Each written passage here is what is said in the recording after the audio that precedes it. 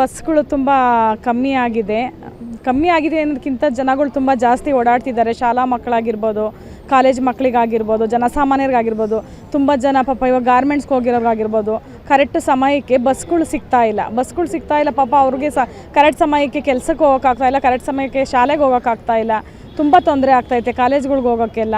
ಹಂಗಾಗಿ ನಾವು ಕೇಳ್ಕೊಳೋದೇನು ಅಂದರೆ ಇನ್ನೂ ಹೆಚ್ಚುವರಿ ಬಸ್ಸುಗಳನ್ನು ಬಿಟ್ಟು ಎಲ್ಲರಿಗೂ ಸ್ವಲ್ಪ ಸಹಾಯ ಆಗೋ ಥರ ಮಾಡಿ ಅಂತ ನಾವು ಸರ್ಕಾರಕ್ಕೆ ಕೇಳ್ಕೊತಾ ಇದ್ದೀವಿ.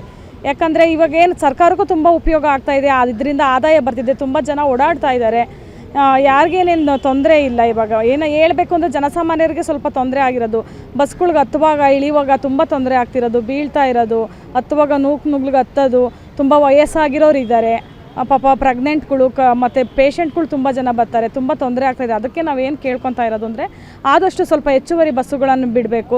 ಇದರಿಂದ ಸ್ವಲ್ಪ ನಿರುದ್ಯೋಗ ಸಮಸ್ಯೆನೂ ಕಮ್ಮಿ ಆಗುತ್ತೆ.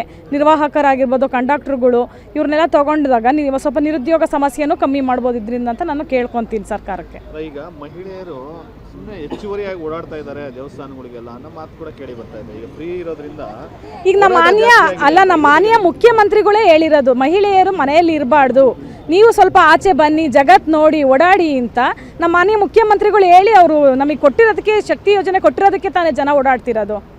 ಅವ್ರು ಕೊಟ್ಟಿರೋದಕ್ಕೆ ಈಗ ಜನ ಓಡಾಡ್ತಿದ್ದಾರೆ. ಹಂಗಂತ ಸುಮ್ಮನೆ ಯಾರು ಓಡಾಡ್ತಾ ಇಲ್ವಲ್ಲ. ಏನು ದಿನ ಸುಮ್ಮನೆ ಓಡಾಡೋಕ್ಕಾಗುತ್ತಾ ಇವಾಗ ಮಹಿಳೆಯರಿದ್ದಾರೆ ಅಂತ? ಅವಶ್ಯಕತೆ ಇದ್ದರೆ ಅಷ್ಟೇ ಓಡಾಡ್ತಾ ಇರೋದು. ಕೆಲವೊಂದು ಪುರುಷರ ಏನು ಒಂದು ಮಾತು ಏನಂದರೆ ಸರಿಯಾಗಿ ನಮ್ಮನ್ನು ಪಾಲನೆ ಮಾಡ್ತಾ ಇಲ್ಲ, ಸರಿಯಾಗಿ ನಮ್ಗೆ ಊಟ ಸಿಗ್ತಾ ಇಲ್ಲ, ಮಹಿಳೆಯರ ಓಡಾಟನೇ ಜಾಸ್ತಿ ಆಗ್ತಾ ಇದೆ. ಸುಳ್ಳು ಸರ್, ಇದು ಸುಳ್ಳು. ಅನಾವಶ್ಯಕವಾಗಿ ಮಹಿಳೆಯರ ಮೇಲೆ ಏನೋ ಹೇಳಬೇಕು ಅಂತ ಹೇಳ್ತಾ ಇರೋದು, ಅದ್ರ ಬಿಟ್ಟರೆ ಈ ಥರ ಎಲ್ಲೂ ಆಗಿಲ್ಲ ಸರ್. ಸುಮ್ಮನೆ ಮಹಿಳೆಯರು ಅದೇ ಈಗ ಮಹಿಳೆಯರು ಮನೇಲಿ ಮಾಡಿದ್ರು ಹೊರಗಡೆ ಊಟ ಮಾಡಿ ಬರೋದು ಇಲ್ವಾ? ಎಷ್ಟು ಜನ ಹೊರಗಡೆ ಹೋಗಿ ಊಟ ಮಾಡಿ ಬಂದಿರೋದಿಲ್ಲ, ಈಗಲೂ ಮಾಡಿ ಬರ್ತಾರೆ. ಹಂಗಂತ ಮಹಿಳೆಯರ ಬಸ್ಸು ಫ್ರೀ ಬಿಟ್ಟಿದ್ದಾರೆ ಅನ್ನೋದಕ್ಕೋಸ್ಕರ ಏನು ಓಡಾಡ್ತಾ ಇಲ್ಲ. ಏನು ಅವರು ಮನೇಲೇ ಇದ್ದು ಇವಾಗ ಏನು ಅಂದರೆ ಗಂಡನ್ನೇ ಅವಲಂಬಿತವಾಗಿರಬೇಕಾಗಿತ್ತು. ಅವ್ರು ರಜಾ ಇದ್ದಿದ್ದು ಕರ್ಕೊಂಡು ಹೋದರೆ ಹೋಗಬೇಕು, ಇಲ್ಲಾಂದರೆ ಮನೇಲಿ ಇರಬೇಕಾಗಿತ್ತು. ಈಗೇನೋ ನಮಗೆ ಸ್ವಲ್ಪ ಫ್ರೀಯಾಗಿ ಕೊಟ್ಟಿರೋದಕ್ಕೆ ಒಂದಿನ ಏನೋ ಫ್ರೀಯಾಗಿದೆ ಇರಪ್ಪ ನಾವೇ ಓಡಾಡ್ಕೊಂಬರೋಣ ಅಂತ ಹೆಣ್ಮಕ್ಳು ಬೈದಲ್ಲಿ ಮನೇಲೇ ಸೇರ್ಕೊಂತಿದ್ದು. ಈಗ ಒಬ್ಬೊಬ್ಬರೇ ಹೋಗೋಕ್ಕಾಗಲ್ಲ ಅಂತ ಈಗೇನೋ ಸ್ವಲ್ಪ ಫ್ರೀಯಾಗಿ ಕೊಟ್ಟಿರೋದಕ್ಕೆ ನಾವು ಒಂದು ದಿವಸ ಆಚೆ ಹೋಗಿ ಬರೋಣಪ್ಪ, ಒಂದು ದೇವಸ್ಥಾನಕ್ಕೆ ಹೋಗಿ ಬರೋಣ, ಇಲ್ಲ ಪಕ್ಕದ ಹಳ್ಳಿಗೆ ಹೋಗಿ ಬರೋಣ ಅಂತ ಹೋಗ್ತಾ ಇದ್ದಾರೆ. ಇದು ಒಳ್ಳೇದೇ ಅಲ್ವಾ? ಯಾರಿಂದ ಏನು ಸಮಸ್ಯೆ ಆಗಿಲ್ವಲ್ಲ. ಸರ್ಕಾರಕ್ಕೆ ಏನು ಹೇಳಕ್ಕೆ ಇಷ್ಟಪಡ್ತೀರಾ? ಈಗ ಸರ್ಕಾರಕ್ಕೆ ನಾನು ಏನು ಕೇಳ್ತೀನಿ ಮಾನ್ಯ ಮುಖ್ಯಮಂತ್ರಿಗಳಿಗೆ ಅಂತ ಅಂದರೆ, ನೀವು ಮಾಡಿರೋದು ಒಳ್ಳೆಯದು, ನಮಗೆ ತುಂಬ ಉಪಯೋಗ ಆಗಿದೆ, ನಾವು ಅದರಿಂದ ನಮಗೆ ಪ್ರಾಬ್ಲಮ್ ಅಂತ ನಾನು ಹೇಳಲ್ಲ. ಆದಷ್ಟು ಇನ್ನೂ ಸ್ವಲ್ಪ ಹೆಚ್ಚುವರಿ ಮಾಡಿ ಇರೋ ಸಣ್ಣ ಪುಟ್ಟ ಸಮಸ್ಯೆಗಳನ್ನು ನಮಗೆ ನಿರ್ವಾಹ ಇದು ಮಾಡಿಕೊಡಿ ಅಂತ ಕೇಳ್ತೀನಿ ನಾನು.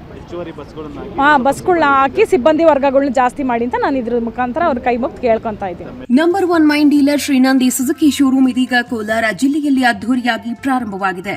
ಇಲ್ಲಿ ಗ್ರಾಹಕರು ಸುಲಭವಾದ ಸಾಲ ಸೌಲಭ್ಯ, ಕಡಿಮೆ ಬಡ್ಡಿ ದರ ಮತ್ತು ಆಕರ್ಷಕ ಬಹುಮಾನಗಳನ್ನ ಪಡೆಯಬಹುದು. Srinandi Suzuki showroom number 16/3 NH 75 bypass service road, Tekal bridge ಹತ್ತಿರ, ಪೇಟೆ, ಚಾಮರಹಳ್ಳಿ. Mobile number 9740525289 9353486342. ಸ್ವಾದಿಷ್ಟತೆಯ ಸ್ವಾದ, ತಾಜಾತನದ ಆಹ್ಲಾದ, ಉತ್ತಮ ಆರೋಗ್ಯ ಮತ್ತು ಹೆಚ್ಚಿನ ರೋಗ ನಿರೋಧಕ ಶಕ್ತಿಯ ವೃದ್ಧಿಗೆ ಈಗ ನಿಮಗೆ ಸಿಗುತ್ತಿದೆ ಉತ್ತಮ ಗುಣಮಟ್ಟದ ಪೌಷ್ಟಿಕಾಂಶ Shri Vaidik millet health mix. ಇದು ಸಿರಿಧಾನ್ಯಗಳ ಸಂಪತ್ತು.